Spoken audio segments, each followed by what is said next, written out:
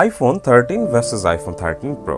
আজকের ভিডিওতে আমরা এই দুটি ফোনকে তুলনা করব, খুঁজে বের করার চেষ্টা করব এই ফোন দুটির মধ্যে কোন ফোনটি ব্যবহারের জন্য সবচেয়ে উপযোগী।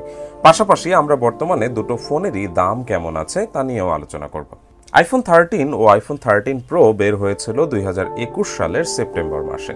দুটো ফোনেই অ্যাপল A15 বায়োনিক চিপ ব্যবহার করা হয়েছে, যা একটি 5 ন্যানোমিটারের প্রসেসর।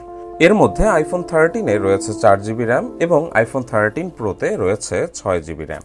ডিজাইনে ফোন দুটিতে অনেক পার্থক্য রয়েছে।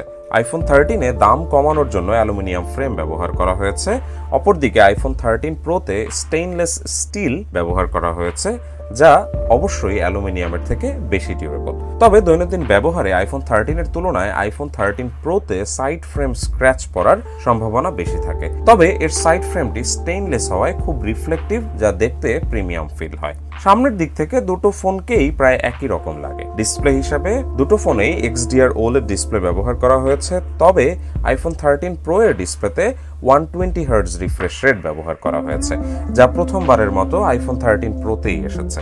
এই রিফ্রেশ রেট অ্যান্ড্রয়েডের রিফ্রেশ রেটের থেকে অনেক আলাদা, কারণ এখানে ব্যবহারের উপর ভিত্তি করে রিফ্রেশ রেট 1Hz থেকে 120Hz-এ ওঠানামা করে, যা ফোনের চার্জ সেভিং এ খুবই উপকারী ভূমিকা পালন করে। ফোন দুটির ব্যাক সাইডে সবচেয়ে বেশি পার্থক্য দেখা যায়।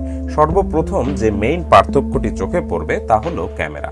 আইফোন 13-এ যেখানে 2টি ক্যামেরা ব্যবহার করা হয়েছে, সেখানে আইফোন 13-এ 3টি ক্যামেরা ব্যবহার করা হয়েছে, যার অতিরিক্ত লেন্সটি একটি 12 মেগাপিক্সেলের টেলিফোটো লেন্স।